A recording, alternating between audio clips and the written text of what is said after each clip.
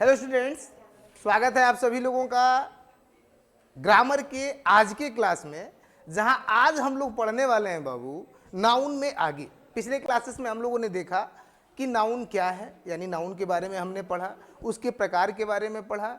उसके बाद मैंने आपको बताया कि नाउन में जेंडर क्या होता है। जेंडर का क्लास आप लोग देख चुके हैं, जेंडर का क्लास जो है खत्म हो चुका है।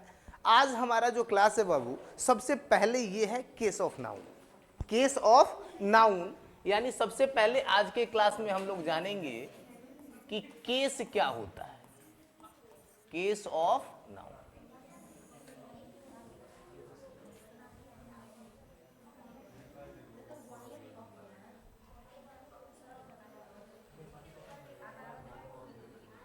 देखिए बाबू, आम तौर पे संज्ञा का जो यूज होता है वो 4 प्रकार के केस में होता है। कौन कौन से प्रकार में, अब इस पे आज हम लोग डिस्कस करने वाले हैं कि आज के क्लास में मैं आपको बताने वाला हूं कि केस जो है वो कौन कौन सा होता है। केस कौन कौन सा होता है इस पे हम लोग डिस्कस करने वाले हैं और जानने वाले हैं। तो बाबू, केस ऑफ नाउन यानी संज्ञा के जो कारक हैं वो कौन कौन से हैं, आइए देखते हैं। सबसे पहला जो केस होता है वो होता है नॉमिनेटिव केस।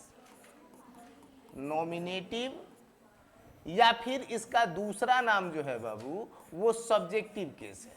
क्या है? Subjective case.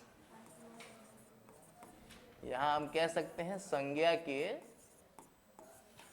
कारक।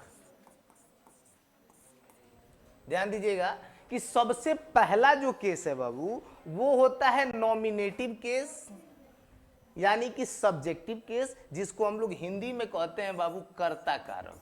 क्या कहते हैं? कर्ता कारक। कर्ता कारक, ये पहला केस होता है। दूसरा जो केस होता है बाबू वो होता है ऑब्जेक्टिव केस। ऑब्जेक्टिव केस या फिर इसको हम एक्यूजेटिव केस भी कहते हैं। इसका मतलब होता है बाबू कर्म कारक। कर्म कारक। आप लोगों ने देखा अभी 2 केस मैंने बताया, पहला नॉमिनेटिव केस, दूसरा ऑब्जेक्टिव केस। तीसरा जो होता है बाबू, पहला नॉमिनेटिव, ऑब्जेक्टिव, और तीसरा जो है वो है पोसेसिव। पोजेसिव केस, इसको हम कहते हैं संबंध कारक। क्या कहते हैं बाबू? संबंध कारक, पोजेसिव केस। और चौथा जो केस है बाबू वो है वोकेटिव केस। वोकेटिव केस, इसको हम कहते हैं संबोधन कारक। संबोधन कारक। अब आज हम लोगों को सबसे पहले इनको समझना है कि आखिर ये कैसे यूज होते हैं, ये कैसे जो है वो काम करते हैं, ये हम लोगों को आज पहले समझना है। तो सबसे पहले ध्यान दीजिए बाबू, मैंने बताया आपको कि नाउन में जो केस हैं वो 4 हैं, नॉमिनेटिव, ऑब्जेक्टिव, पोसेसिव और वोकेटिव। 4 ठो कारक हैं, 4 ठो केस हैं।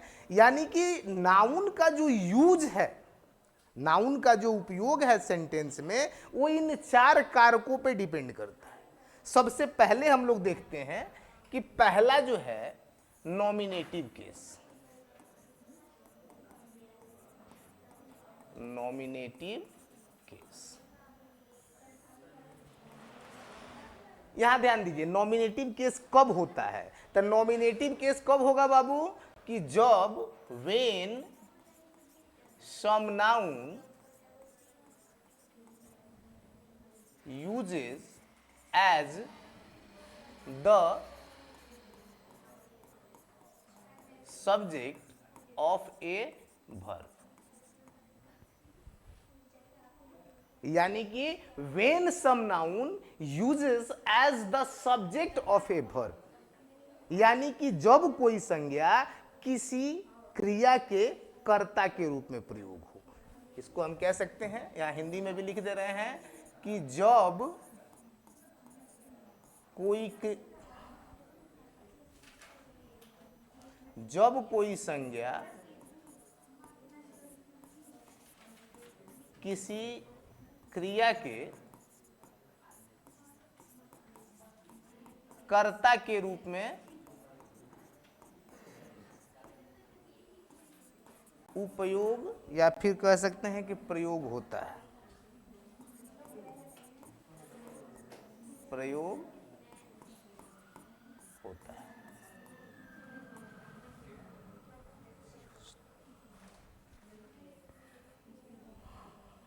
When some noun is used as the subject of a verb। ध्यान दीजिएगा बाबू कि हम लोग इस डेफिनेशन को जो है थोड़ा सा क्लियर कर लिए कि जब कोई संज्ञा किसी क्रिया के कर्ता के रूप में प्रयोग होता है तो वो कौन से केस में होता है? नॉमिनेटिव केस में होता है। कौन से केस में बाबू? नॉमिनेटिव केस में। अब ध्यान दीजिएगा कि इसको हम जो है थोड़ा सा बाबू एग्जाम्पल के थ्रू क्लियर कर लेते हैं कि कैसे होगा। एग्जाम्पल के थ्रू हम लोग यहां से क्लियर कर लेंगे कि कैसे ये होगा। ध्यान दीजिएगा, सब लोग का ध्यान सामने नहीं है।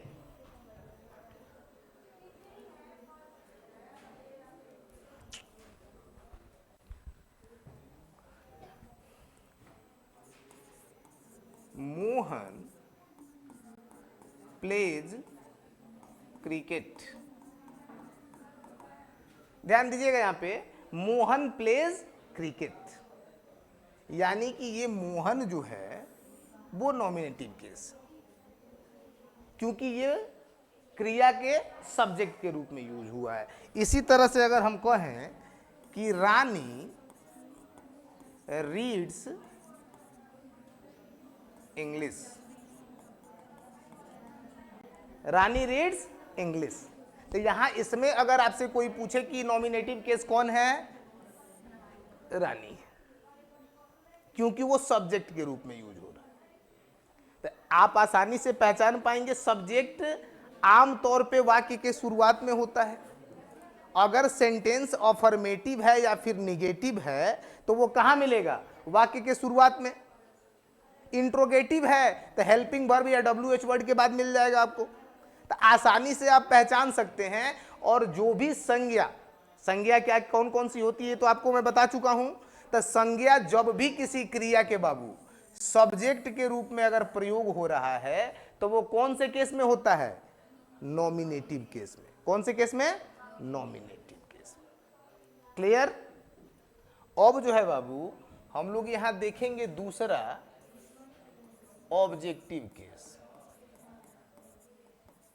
ऑब्जेक्टिव केस, तो इसको हम कहेंगे कि when some noun is used as the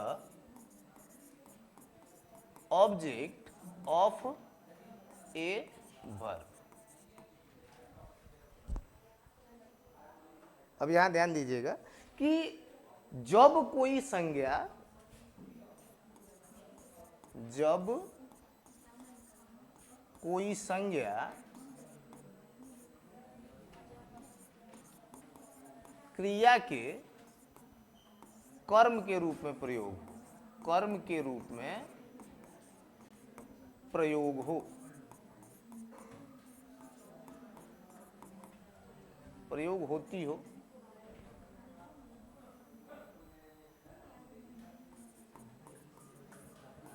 प्रयोग होती है।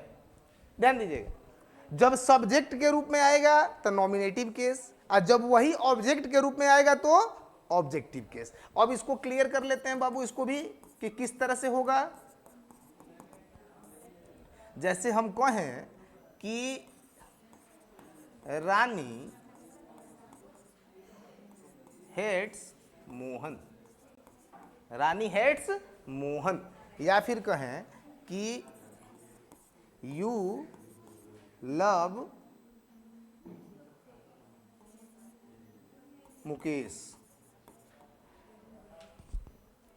ध्यान दीजिएगा बाबू, इसमें हम लोगों ने दो दो संज्ञाएं यूज, सॉरी पहले सेंटेंस में दो संज्ञा यूज है, दूसरे वाले में एक प्रोनाउन है और एक नाउन है। यहां ध्यान दीजिएगा, ये कौन से केस में कहलाएगा? Nominative case. किसमें? नॉमिनेटिव केस में। नॉमिनेटिव केस में क्यों कहलाएगा बाबू? क्योंकि ये सब्जेक्ट के जगह पे आया है। ये आपका क्या हो जाएगा? Objective case. वो ऑब्जेक्टिव केस क्यों कहलाएगा? क्योंकि वह ऑब्जेक्ट के जगह पे आया है। ठीक है, इसी तरह से ये भी आपका ऑब्जेक्टिव केस है। यानी कि यहां आपको मोहन और मुकेश ये दोनों कौन से केस में हैं? ऑब्जेक्टिव केस में। दोनों कौन से केस में है? ऑब्जेक्टिव केस में। कोई दिक्कत? क्लियर है? डाउट नहीं है? अब तीसरा जो केस है बाबू, पोसेसिव केस, इसको हम लोग देख लेते हैं। पोजेसिव केस को भी देख लेते हैं। तब पोसेसिव केस का मतलब है कि when some relation denotes with some other noun। यानी कि यहां ध्यान दीजिएगा कि जब कोई संबंध किससे बोध कराता है? दूसरे संज्ञा से। यानी कि जब किसी दूसरी संज्ञा से संबंध का बोध हो, संबंध का बोध हो। जैसे देखिए, नॉर्मली तौर पे पोसेसिव केस का निर्माण बाबू एपोस्ट्रोफी और एस लगा के किया जाता है। कैसे किया जाता है? एपोस्ट्रोफी और एस लगा के। कैसे किया जाता है? यहां ध्यान से देखिए।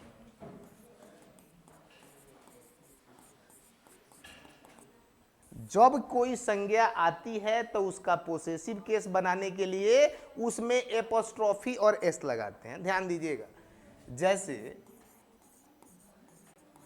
मोहन्स काऊ, मोहन्स काऊ, मोहन की गाय। राम्स फादर, राम के पिता। सीतास मदर, सीता की माता। ये ध्यान दीजिए, कभी भी आपको पोसेसिव केस बनाना है किसी भी संज्ञा में तो क्या करना है? उसके साथ एपोस्ट्रोफी एस लगा देना है। लेकिन यहां एक कॉमन चीज आपको हमेशा ध्यान रखना है बाबू, कि यदि किसी संज्ञा के अंत में, अंत ही उसका जो है एस से हुआ है, यानी किसी संज्ञा के अंत में पहले से ही एस आया है, तो उसमें आपको एपोस्ट्रोफी एस नहीं लगाना है, सिर्फ एपोस्ट्रोफी लगाना है। जैसे हम आपको बता दें कि अगर हमको लिखना हो girls, girls hostel, girls hostel, तो यहां ध्यान दीजिए, इसका पोसेसिव केस बनाने के लिए हमको एपोस्ट्रोफी तो लगाना है, लेकिन फिर एस नहीं लगाएंगे, फिर एस नहीं लगाएंगे, क्योंकि लास्ट में एस ऑलरेडी आया हुआ है। यदि किसी संज्ञा के अंत में पहले से ही एस आया हुआ है तो उसका पोसेसिव केस जब आप बनाने जा रहे हैं तो उसमें आपको सिर्फ एपोस्ट्रोफी लगाना है, उसमें एपोस्ट्रोफी और एस नहीं लगाना है। समझ में आ रहा है? इसी तरह से हम कहें बॉयज,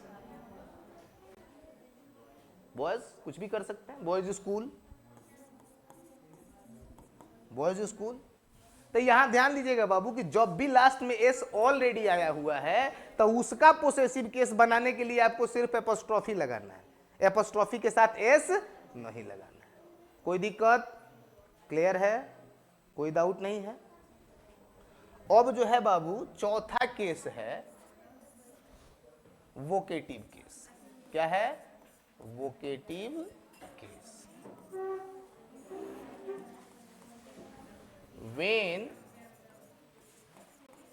something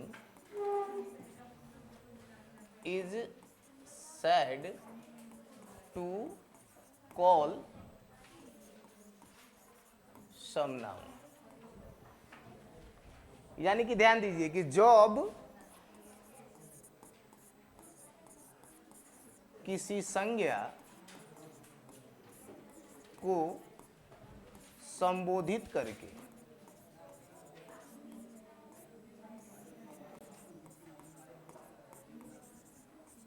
कुछ कहा जाता है। यानी कि जब किसी संज्ञा को संबोधित करके हम लोग कुछ कहते हैं तो कौन से केस में होता है? वोकेटिव केस में। कैसे? थोड़ा सा ध्यान से देखिए।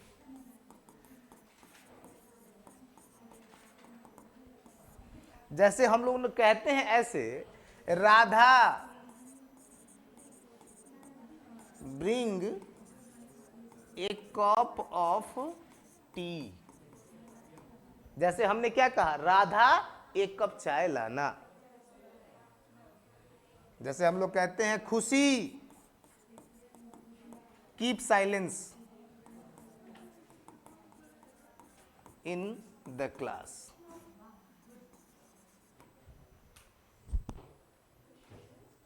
दोनों काम हो गया। हम यहां पढ़ा भी दिए, उसको बताइए दिए। कहे कि लोगों को समझाने से तो समझ में आता नहीं है जब तक दूगो बढ़िया बात ना कह दें।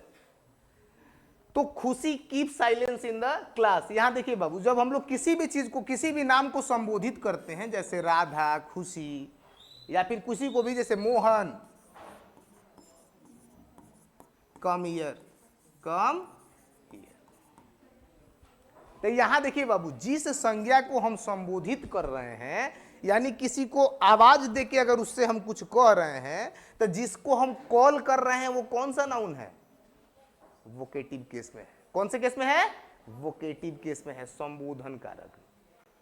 कोई दिक्कत? समझ में आया? कोई कंफ्यूजन नहीं है? यहां से हमने आज बताया आप लोगों को जो है चारों केस के बारे में। मैंने सबसे पहले आपको बताया कि संज्ञा चार केस, चारों केस में मैंने आपको यहां सबसे पहले नॉमिनेटिव समझाया कि सब्जेक्ट के रूप में यूज होगा। फिर मैंने आपको ऑब्जेक्टिव समझाया कि ऑब्जेक्ट के रूप में यूज होगा। फिर मैंने आपको पोसेसिव समझाया कि संबंध जोड़ेगा दूसरी संज्ञा से। इसके बाद मैंने वोकेटिव केस के बारे में बताया कि किसी को प्रोनाउंसिएट करके कुछ कहा जाता है, यानी किसी संज्ञा को उच्चारित करके, किसी संज्ञा को संबोधन में लेके उसको संबोधित करते और उससे कुछ कहा जाए तो वो कौन से कारक में जाएगा? वोकेटिव केस में। कोई दिक्कत? क्लियर है? कोई दिक्कत नहीं है? कोई कंफ्यूजन नहीं है? अब इसके बाद जो है बाबू, आज ही के क्लास में हम लोग एक चीज और भी बड़ा सुंदर सा टॉपिक देखने वाले हैं, और वो है नंबर ऑफ नाउन।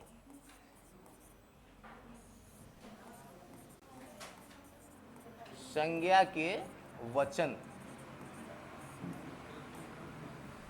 ध्यान दीजिएगा, आमतौर पे संस्कृत में, कहा संस्कृत जब हम लोग पढ़ते हैं बाबू, तो उसमें जो है 3 वचन होते हैं, एक वचन, द्विवचन और बहुवचन। लेकिन अंग्रेजी व्याकरण में ऐसा नहीं है। अंग्रेजी व्याकरण में 2 ही नंबर होते हैं, और वो कौन कौन से होते हैं बाबू? सिंगुलर यानी कि एक वचन, और दूसरा होता है प्लूरल यानी कि बहुवचन। इसमें तीसरा कोई हिसाब नहीं। इसमें जो है यहाँ पे 2 ही जो नंबर हैं वो होते हैं। यहां देखिए ये क्या करता है बाबू कि denotes a particular noun, denotes a particular noun, यानी किसी एक संज्ञा को या किसी खास संज्ञा को, डिनोट्स ए पार्टिकुलर नाउन। ये क्या करता है? Denotes more than one noun. दोनों बात को समझ लीजिए बाबू। यहां पे डिस्कशन हो रहा है कि ये क्या करता है? डिनोट्स ए पार्टिकुलर नाउन, यानी किसी खास संज्ञा, एक ही संज्ञा को बताता है। जबकि ये क्या करता है बाबू कि denotes more than one nouns, यानी ये एक से अधिक संज्ञा पे काम करता है। या ये सिंगल यानी कि कोई एक खास संज्ञा के बारे में बताएगा और ये जो है उसका प्लूरल यानी एक से अधिक। जैसे ही ग्रामर में, अंग्रेजी ग्रामर में, इंग्लिश व्याकरण में, आप ध्यान दीजिएगा बाबू, अंग्रेजी व्याकरण में जैसे ही संज्ञा की संख्या 1 से 2 हुई या 2 से ज्यादा हुई तो वो कौन से नंबर में चला जाता है? Plural number. वो कहां चला जाता है?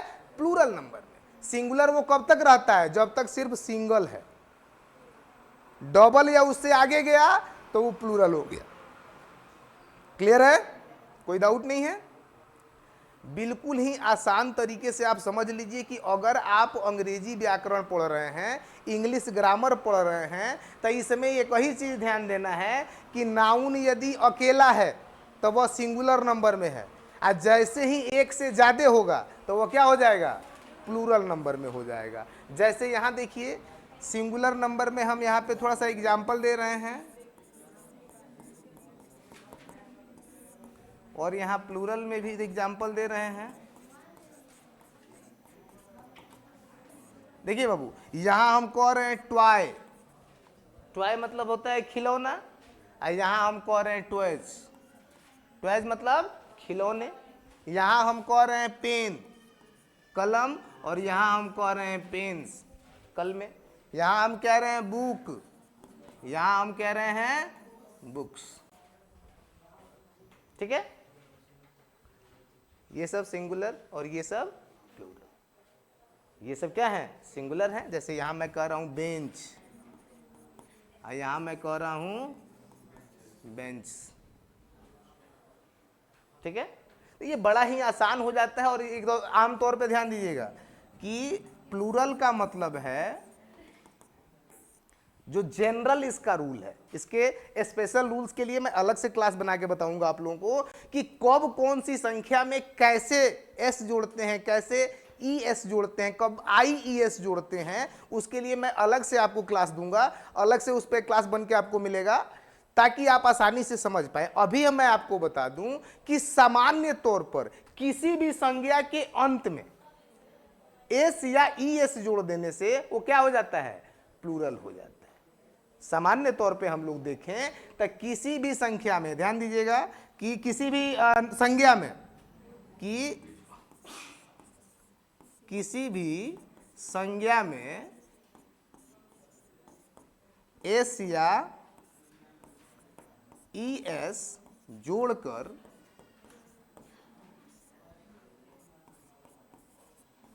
प्लूरल बनाया जा सकता है। बनाया जाता है, जा सकता है नहीं, बनाया जाता है।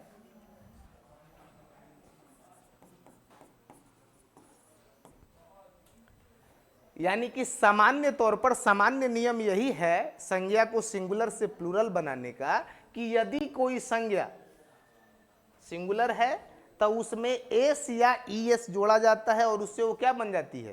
प्लूरल बन जाती है। लेकिन बाबू, खाली एस ई एस जोड़ के ही नहीं बनता है। जैसे क्या क्या जोड़ना पड़ता है? सिंगुलर नाउन को प्लूरल नाउन बनाने हेतु क्या क्या जोड़ते हैं बाबू? सबसे पहला एस सबसे कॉमन है, जिसमें कि हम लोग क्या करते हैं, जैसे मान लीजिए बॉय है तो इसको बॉयज कर देंगे।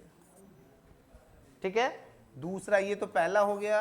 दूसरा बाबू, आमतौर पे ई एस भी लगता है। अब कब कब लगता है, कैसे लगता है, मैंने बताया ही कि उसका अलग क्लास मैं आपको बना के दे दूंगा। ई एस लगता है, जैसे मान लीजिए है बस, तो इसको बनाते हैं हम लोग बसेस। ठीक है? इसी तरह से कहीं कहीं जो है कहीं कहीं हम लोगों को आई ई एस भी जोड़ना पड़ता है, कहीं कहीं आई ई एस भी जोड़ना पड़ता है। तो आम तौर पे जो है ये वो दो ही याद रखने होते हैं बाबू, एस और ई एस। ये आई ई एस वगैरह वगैरह जो भी चीजें जैसे जैसे जोड़नी है वो मैं आपको अलग से एक क्लास बना के दे दूंगा कि संज्ञा के लास्ट में क्या रहेगा तो आप उसको कैसे बनाएंगे। इसके लिए अलग से क्लास, इसमें ज्यादा डीप लंबा करूंगा तो फिर क्लास बड़ा हो जाएगा। तो आप आम तौर पे याद रखेंगे कि यदि एस और ईएस संज्ञा में आमतौर पे जोड़ देते हैं तो वो संज्ञा क्या बन जाती है, प्लूरल बन जाती है। लेकिन कुछ संज्ञाएं ऐसी भी हैं जिनको प्लूरल नहीं बनाया जाता है, कुछ संज्ञाएं ऐसी भी हैं जिनके लास्ट में एस या ईएस होता है लेकिन वो सिंगुलर होती है, जैसे फिजिक्स, मैथमेटिक्स, इकोनॉमिक्स, सिविक्स। ये देखने में सब प्लूरल लग रहा है लेकिन सब क्या होते हैं, सिंगुलर होते हैं। जब मैं नाउन का रूल आपको बताऊंगा जिस क्लास में, उसमें ये भी बताऊंगा कि कैसे आप सिंगुलर, कौन कौन सी संज्ञाएं हैं जिनको सिंगुलर से प्लूरल नहीं बना सकते हैं और कौन सी संज्ञाएं हैं जो हमेशा प्लूरल में ही यूज होती हैं। तो इन सब के लिए जो है अपनी आगे के क्लासेस आप ध्यान में रखिए। आज के क्लास में बस इतना ही। आज के क्लास में मैंने आप लोगों को जो है बाबू बताया यहाँ से केस के बारे में, यानी केस ऑफ नाउन। इसमें जो है nominative case, objective case, possessive case, vocative case और नंबर ऑफ नाउन में सिंगुलर नाउन और प्लूरल नाउन। मैंने बताया कि डिनोट से पार्टिकुलर नाउन अगर होगा तो सिंगुलर हो जाएगा और denotes more than one noun होगा तो प्लूरल हो जाएगा। सामान्य तौर पर किसी भी संज्ञा में एस या ईएस जोड़ के उसको प्लूरल बना देते हैं। बाकी जो है कहां कहां क्या क्या जोड़ना है इसके लिए मैं अलग से क्लास आपको बना दूंगा। तो आज के क्लास में जो है बाबू इतनी ही चीजें। इसके बाद जो है अगले क्लास में हम लोग अभी पढ़ने वाले हैं, इसमें आर्टिकल्स बाकी हैं, अभी आर्टिकल्स पढ़ेंगे। उसके बाद जो है इसके रिलेटेड रूल्स मैं पढ़ाऊंगा तो और आगे हम लोग बढ़ेंगे। धन्यवाद।